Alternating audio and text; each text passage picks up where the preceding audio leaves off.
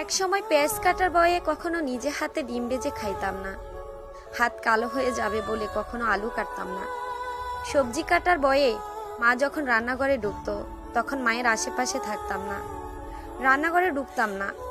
যদি হাত পুড়ে যায় আর পোড়া হাতের দাগ নিয়ে বাজে দেখা যাবে, এই ব্যাপারটা খুব গুরুত্ব দিতাম। খাবার শেষে প্লেটটা টেবিলে রেখে উঠে যেতাম, তবুও মায়ের কোনো অভিযোগ ছিল না। আমার মাটা খুব দুঃখী, সারা জীবন কষ্ট করে গেছে, একা একা খুব কাজ করত। কখনো বলেনি আমার মেয়েটা কোনো কাজের না, বরং বলতো আমার মেয়েটা সারাদিন অনেক খাটাখাটনি করে, প্রয়োজন নেই তার কাজ করার। আজ যখন পেঁয়াজ কাটি, সবজি কাটি, আলু কাটি, রান্না করি, তেল ছিটিয়ে গায়ে এসে পড়ে, উফ শব্দটাও করার সময় পাই না, তখন মায়ের মুখটা চোখে ভেসে আসে আর দুই চোখে জল গড়ে পড়ে মায়ের জন্য। তখন খুব ইচ্ছে করে বলতে, আবার যদি মায়ের কাছে ফিরে যেতে পারতাম, তাকে কখনো কোনো কাজে করতে দিতাম না।